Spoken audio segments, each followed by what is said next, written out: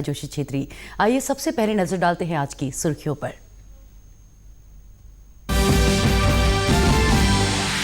कल से 2 दिन के जम्मू कश्मीर और लद्दाख के सीमांत इलाकों के दौरे पर होंगे रक्षा मंत्री राजनाथ सिंह। पूर्वी लद्दाख में सुरक्षा की स्थिति की करेंगे समीक्षा। सेना प्रमुख एम नरवणे भी होंगे साथ। नागरिक उड्डयन मंत्री ने वंदे भारत मिशन को लेकर की प्रेस वार्ता। कहा, हवाई यातायात के लिए फ्रांस, अमेरिका और जर्मनी के साथ बातचीत अग्रिम चरण में। 18 जुलाई से फ्रांस और भारत के बीच शुरू होंगी उड़ानें। प्रदेश भर में धूमधाम से मनाया जा रहा उत्तराखंड का लोक पर्व हरेला। पौधरोपण कर की जा रही है प्रकृति की पूजा। मुख्यमंत्री ने प्रदेशवासियों से की हरियाली को बढ़ाने में सहयोग की अपील। और मौसम विभाग ने 18 जुलाई तक प्रदेश के कुछ हिस्सों में जताई भारी बारिश की संभावना। देहरादून, पिथौरागढ़ और नैनीताल में अगले 2 से 3 दिन में हो सकती है भारी बारिश। बाढ़ की आशंका को देखते हुए हरिद्वार जिला प्रशासन सतर्क। अब खबरें विस्तार से। रक्षा मंत्री राजनाथ सिंह कल से 2 दिन के दौरे पर जम्मू कश्मीर और लद्दाख के सीमांत इलाकों का दौरा करेंगे। उनके साथ सेना प्रमुख एम नरवणे भी होंगे। इस यात्रा के दौरान वे पूर्वी लद्दाख में सुरक्षा की स्थिति की समीक्षा करेंगे। रक्षा मंत्री के साथ उत्तरी सेना के कमांडर सहित कई वरिष्ठ रक्षा अधिकारी भी होंगे। चीनी घुसपैठ के बाद रक्षा मंत्री की ये लद्दाख की पहली यात्रा है। अपनी यात्रा के दौरान रक्षा मंत्री अटल दर्रा भी जाएंगे। नागरिक उड्डयन मंत्री हरदीप सिंह पुरी ने आज वंदे भारत मिशन को लेकर नई दिल्ली में प्रेस कॉन्फ्रेंस की। उन्होंने कहा कि कुल 6,87,000 फंसे हुए भारतीयों को 15 जुलाई तक वंदे भारत मिशन के तहत वापस लाया गया। उन्होंने ये भी कहा कि हम 2 देशों के बीच हवाई यातायात कॉरिडोर स्थापित करने के लिए काम कर रहे हैं। इसके लिए कम से कम 3 देशों फ्रांस, अमेरिका और जर्मनी के साथ बातचीत के अग्रिम चरण में है। एयर फ्रांस 18 जुलाई से 1 अगस्त के बीच दिल्ली, मुंबई और बेंगलुरु से पेरिस के लिए 28 उड़ानें संचालित करेगा। At least 3 countries that I am aware of. And in the case of one, we have signed formally. Let me tell you, Air France will be operating 28 flights on the Delhi, Mumbai and Bangalore sector and France and Paris between 18th July to 1st August. Then in another case with the United States, we have an agreement for United to operate 18 flights between India and the US between 17 and 31st. But this is an interim one. We have a request from the Germans also. I think Lufthansa is almost done. Uttarakhand का लोक पर्व हरेला आज प्रदेश भर में धूमधाम से मनाया जा रहा है। प्रकृति पूजा के इस पर्व पर लोग पौधारोपण कर पर्यावरण को संरक्षित करने का संकल्प लेते हैं। मुख्यमंत्री त्रिवेंद्र सिंह रावत ने आज देहरादून में से इस वृक्षारोपण कार्यक्रम की शुरुआत की। उन्होंने रायपुर में स्मृति वन स्थल का उद्घाटन करने के साथ प्रख्यात लोक गायक दिवंगत जीत सिंह नेगी जी की स्मृति में बरगद का पौधा लगाया। कार्यक्रम को संबोधित करते हुए मुख्यमंत्री ने कहा कि मान्यता के अनुसार हरेला के दिन लगाए गए पौधे 100% जीवित रहते हैं। प्रदेश में इस दिन राजकीय अवकाश होता है ताकि ज्यादातर लोग राज्य की हरियाली को बढ़ाने में सहयोग दे सकें। कुमाऊं मंडल में त्यौहार बहुत ही विधि विधान से मनाया जाता है और वहाँ पर आम आदमी भी इस दिन वृक्षारोपण करता है। ये मान्यता है कि हरेला के दिन जो वृक्ष लगाए जाते हैं वो 100% जीवित रहते हैं, ऐसी मान्यता है हमारी। और इसलिए हमने इस पर्व को स्टेट का राजकीय पर्व के रूप में मनाने का प्रयास किया। राजकीय अवकाश भी आज के दिन घोषित किया ताकि अधिकतम लोग इसमें सहभागी बन सकें और राज्य की हरियाली की बढ़ोतरी में अपना योगदान दे सकें। मुख्यमंत्री ने कहा, कोरोना महामारी और उसके कारण सामाजिक दूरी बनाए रखने के चलते इस वर्ष देहरादून जिले में 2,75,000 पौधे लगाने का लक्ष्य रखा गया, लेकिन इस बार लक्ष्य से ज्यादा रिकॉर्ड यानी 3,50,000 पौधे लगाए गए हैं। ये पूरे प्रदेश का वृत्तांत तो अभी नहीं बताया जा सकता, लेकिन देहरादून जिले में अभी मैं देख रहा हूँ स्क्रीन पर 3,06,000 और 3,07,000 क्रॉस कर गया है। 2,75,000 का लक्ष्य 1 घंटे का रखा था, अभी 44 मिनट हो रहे हैं। तो पूरे प्रदेश में आज इसी तरह से वृक्षारोपण किया जा रहा है व्यापक स्तर पर। 2.5 करोड़ पौधे केवल जो वन विभाग है हमारा उसके द्वारा रोपित किए जाएंगे। और जो लोग स्वयंसेवी संस्थाएं जो काम कर रही हैं वो अलग है। हरेला पर्व पर बागेश्वर में जिला कार्यालय समेत वन विभाग के कर्मचारियों ने वृक्षारोपण किया। इस अवसर पर जिलाधिकारी रंजना राजगुरु ने सभी से जल संवर्धन के लिए वृक्षारोपण करने की अपील की।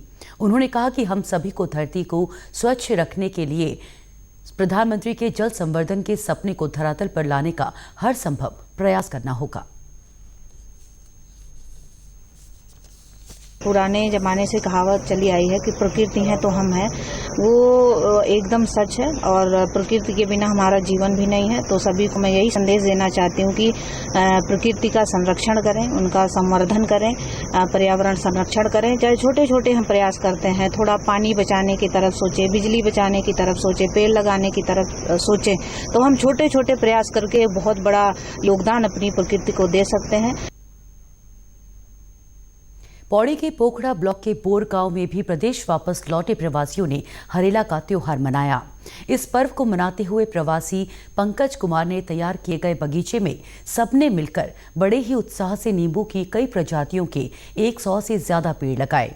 किसान पंकज कुमार का कहना है कि वो पहले दिल्ली में मोबाइल कंपनी में काम करते थे, लेकिन कोरोना महामारी के चलते अपने घर वापस लौट आए हैं।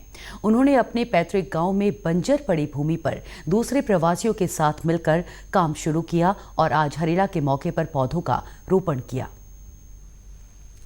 दूरदर्शन के माध्यम से मुझे पता चला कि वृक्षारोपण के बगीचों पे काफ़ी काम कर रही है गवर्नमेंट, तो उसके थ्रू मैंने कुछ जानकारी इकट्ठा करके ये वृक्षारोपण का काम अपने गांव में कर रहा हूँ। और गांव में हमारी काफ़ी ज़मीनें हैं, तो उस ज़मीन जो बंजर पड़ी हुई थी उन बंजर ज़मीन को का मैं सदुपयोग करके उसको दोबारा से उपजाऊ कर रहा हूँ और फल फूल इस टाइप के मैं जो है पेड़ लगा रहा हूँ। प्रवासी नवीन रावत का कहना है कि जब नौकरी छोड़कर गांव आए तो रोजगार को लेकर काफी चिंता सताने लगी थी, लेकिन पंकज के बगीचे को तैयार करने में अपना योगदान देकर वो अब काफी खुशी महसूस कर रहे हैं। कोरोना महामारी के चलते वहाँ पे काफ़ी ज़्यादा दिक्कत हुई, परेशानियाँ हुई और काम सही तरीके से नहीं चल पाया, जिसके लिए हम अपने गांव आ गए और गांव आके यहाँ पे काफ़ी सारी बागवानी तैयार की गई हैं और हमें रोज़गार मिला है, जिसके चलते हम काफ़ी तरह के पेड़ यहाँ पे लगा रहे हैं और काफ़ी दिनों से हम काम कर रहे हैं। आज हरेला त्यौहार के मौके पे यहाँ पे हम आज वृक्षारोपण कर रहे हैं यहाँ पे और बहुत सारे पेड़ हमने आज लगाए। ग्राम रोजगार सेवक प्रवीन्द्र दर्शन का कहना है कि गांव के लोग बगीचे और खेती बाड़ी की तरफ अपना रुख कर रहे हैं, जो कि अच्छी बात है। रोजगार गारंटी योजना के अंतर्गत बगीचा निर्माण के लिए इन लोगों को सरकार भी प्रोत्साहित कर रही है। इसमें विभिन्न प्रकार के पेड़ लगाए जा रहे हैं। इसमें प्रवासी लोगों ने पहले गड्ढे करवाए थे इनसे, जो कि मनरेगा के अंतर्गत हो रहा है।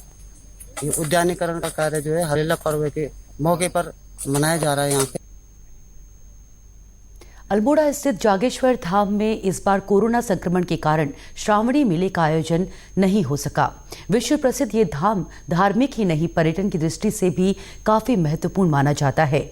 हर साल यहाँ देश विदेश से भारी संख्या में श्रद्धालु और पर्यटक आते हैं, लेकिन इस साल कोरोना के कारण श्रावणी मेले का आयोजन नहीं किया गया। उप जिलाधिकारी मोनिका की उपस्थिति में मंदिर परिसर में पौधरोपण और हवन कर श्रावण मास की पूजा को संपन्न किया गया। ये आज चूँकि हमारा हरेला पर्व भी होता है पहाड़ी क्षेत्रों में जो मनाया जाता है सावन के शुभारंभ में, तो एक प्रतीकात्मक तौर पे, क्योंकि अन्य वर्षों में काफ़ी हम लोग बड़ा समारोह का आयोजन होता था यहाँ पे, जिसमें हम मुख्य अतिथि बुलाते थे और बड़े तौर पे इसका उद्घाटन किया जाता था। किंतु जैसे कि अभी सभी लोग को विदित है कि कोरोना काल पे बहुत ज़्यादा भीड़ वगैरह हम नहीं कर सकते और फड़ वगैरह हम नहीं लगा पाए हैं, तो इस प्रकार एक सौहार्द के रूप में और एक यहाँ पे एक प्रॉस्पेरिटी बनी रहे, उसके लिए हमने सावन मास का शुभारंभ वृक्षारोपण किया। महामृत्युंजय मंदिर के प्रधान पुजारी हेमंत भट्ट ने बताया कि जागेश्वर धाम 124 मंदिरों का समूह है, जो अपने आप में विशेष महत्व रखता है। उन्होंने कहा कि ऐसा पहली बार हुआ है कि धाम में श्रावणी मेला का आयोजन नहीं हो पाया है। आज श्रावणी माह का शुभारंभ होने जा रहा है। आज हमारी कुमाऊं भर में हरेली का पर्व भी तो मनाया जाता है। इस वर्ष कोरोना काल की वजह से पहली बार देखने को मिल रहा है कि श्रावणी माह का मेला नहीं लगेगा। यहाँ पर पूजाएं जो है, पार्थिव पूजन, शिवार्चन जो है ऑनलाइन किए जा रहे हैं श्रद्धालुओं के द्वारा। भोलेनाथ को सप्तऋषि के साथ इस स्थान पर दिया गया था, तो यहाँ पर जागृत अवस्था में होने के कारण इस स्थान का नाम जागेश्वर पड़ा है। वहीं मौसम विभाग के निदेशक विक्रम सिंह ने संभावना जताई है कि आने वाली 18 तारीख तक देहरादून, पौड़ी, नैनीताल और पिथौरागढ़ जिलों में भारी बारिश की संभावना बनी हुई है। उन्होंने जानकारी दी कि आगामी 2 से 3 दिनों में प्रदेश के बाकी हिस्सों में हल्की से मध्यम बारिश हो सकती है। उत्तराखंड के लिए मौसम की बात करें तो आप देखेंगे कि अनेक जगहों तक में हल्की से मध्यम बारिश जो है वो प्रदेश में 2 से 3 दिन अभी जो मिलने वाली है।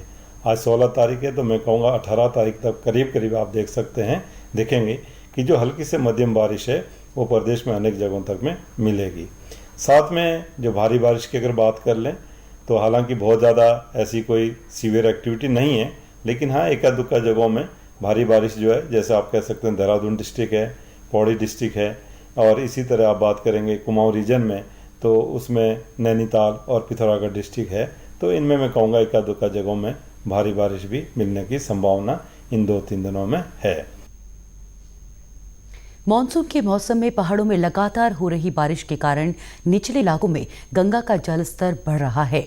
ऐसे में गंगा किनारे बसे इलाकों पर बाढ़ का खतरा मंडराने लगा है। हालातों को देखते हुए हरिद्वार जिला प्रशासन सतर्क हो गया है।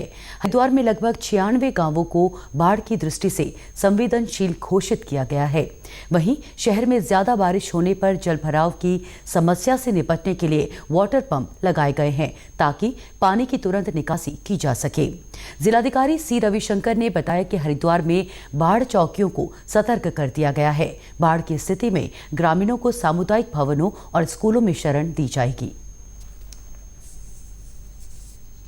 हमारे पास हर रोज़ जो है रिवर लेवल का सूचना आता, वो सूचना प्राप्त होते ही अगर खतरे का लेवल में आ गया, फिर जो है कुछ इलाके को चिन्हित किया है। लगभग 96 विलेजेस ऐसे विलेजेस हैं जो संवेदनशील, वहाँ पे प्रत्येक विलेज में उनका सुरक्षित एक भवन भी जो है आइडेंटिफाई किया है। वो एक सरकारी स्कूल हो, पंचायत घर हो, इस प्रकार का कुछ भवनों को आइडेंटिफाई किया है, उसको शेल्टर्स के रूप में रखे हैं।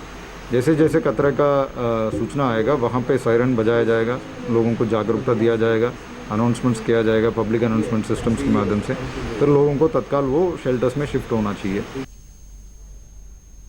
केदारनाथ धाम के दर्शन करने आए 4 ट्रैकर वासुकीताल त्रियोगी नारायण पैदल ट्रैक पर बीते 13 तारीख से रास्ता भटकने के कारण लापता चल रहे हैं। लापता युवकों के दोस्त की शिकायत के बाद पुलिस और एसडीआरएफ की कई टीमें लगातार सर्च ऑपरेशन में जुटी हुई है। मामले पर अपनी प्रतिक्रिया देते हुए मुख्यमंत्री त्रिवेंद्र सिंह रावत ने कहा कि चारों की तलाश में ड्रोन और हेलीकॉप्टर्स की मदद ली जा रही है। उन्होंने कहा कि चारों युवक जहां भी हैं सुरक्षित हैं, लेकिन सही लोकेशन ढूंढने के लिए उन्हें वहां से धुआं करने को कहा गया है ताकि उन तक जल्द से जल्द पहुंचा जा सके। अभी ये तो नहीं लोकेट हो पाए कि वो कहाँ पर हैं, लेकिन वो चारों ठीक हैं, सुरक्षित हैं। और उनसे कहा गया है कि आप जहाँ पर भी वहाँ पर अगर धुआं करें तो धुएं को देख करके जो हमारी एसडीआरएफ की टीम वहाँ पर लगी है और स्थानीय लोग भी उसमें अपना योगदान दे रहे हैं, तो उनको वहाँ तक पहुँच पाने में सरलता होगी और उनको रेस्क्यू किया जाएगा। सच है कि वो रास्ता भटक गए, उनको ट्रैक पता नहीं था, वो रास्ता भटक गए, तो उनको ढूंढने का प्रयास किया जा रहा है। कल भी हमने ड्रोन के माध्यम से वहाँ पर प्रयास किया था। हमने कहा अगर हेलीकॉप्टर की ज़रूरत है तो हेली सेवाएं भी ली जाएं और उनको किसी तरह से भी उनके घरों तक सुरक्षित पहुँचाएं। मामले पर रुद्रप्रयाग पुलिस अधीक्षक नवनीत सिंह भुल्लर ने भी जानकारी दी कि चारों युवक बिल्कुल ठीक हैं, लेकिन संपर्क स्थापित होने पर वे ठीक से अपनी लोकेशन नहीं बता पाए हैं। पुलिस अधीक्षक ने चारों युवकों को जल्द लोकेट करने की संभावना जताई। आज एक चीज़ ये हुई है कि उनमें से एक ट्रैकर का फोन सिग्नल में आने की वजह से लग गया और उसके द्वारा बताया गया कि वो सकुशल हैं चारों, और उनको हमारे द्वारा ये हिदायत दी गई कि वो जहाँ पे हैं वहाँ पे थोड़ा आग जला के धुआं करें जिससे कि हम उनको लोकेट कर सकें। अभी ये प्रयास जारी है। अभी पांचों टीमें धुआं देख नहीं पा रही हैं और जैसे ही कहीं हमें धुआं मिलेगा दिखता हुआ उधर ही सारी टीम मूव करेंगी और प्रयास रहेगा कि आज शाम होने से पहले हम उनको रेस्क्यू कर लें। उत्तराखंड के समाचारों में आज बस इतना ही। चलते चलते मुख्य समाचार एक बार फिर। कल से 2 दिन के जम्मू कश्मीर और लद्दाख के सीमांत इलाकों के दौरे पर होंगे रक्षा मंत्री राजनाथ सिंह। पूर्वी लद्दाख में सुरक्षा की स्थिति की करेंगे समीक्षा। सेना प्रमुख MM नरवणे भी होंगे साथ। नागरिक उड्डयन मंत्री ने वंदे भारत मिशन को लेकर की प्रेस वार्ता। कहा, हवाई यातायात के लिए फ्रांस, अमेरिका और जर्मनी के साथ बातचीत अग्रिम चरण में। 18 जुलाई से फ्रांस और भारत के बीच शुरू होंगी उड़ानें। प्रदेश भर में धूमधाम से मनाया जा रहा उत्तराखंड का लोक पर्व हरेला। पौधरोपण कर की जा रही है प्रकृति की पूजा। मुख्यमंत्री ने प्रदेशवासियों से की हरियाली को बढ़ाने में सहयोग की अपील। और मौसम विभाग ने 18 जुलाई तक प्रदेश के कुछ हिस्सों में जताई भारी बारिश की संभावना। देहरादून, पिथौरागढ़ और नैनीताल में अगले 2 से 3 दिन में हो सकती है भारी बारिश। बाढ़ की आशंका को देखते हुए हरिद्वार जिला प्रशासन सतर्क। उत्तराखंड की खबरों के लिए आप हमसे सोशल मीडिया पर भी जुड़ सकते हैं। हमारा ट्विटर हैंडल है DD News_देहरादून। हमारा फेसबुक पेज है DD News उत्तराखंड और हमारे YouTube channel DD News Uttarakhand को भी सब्सक्राइब करना ना भूलें। आज के समाचारों में इतना ही। नमस्कार।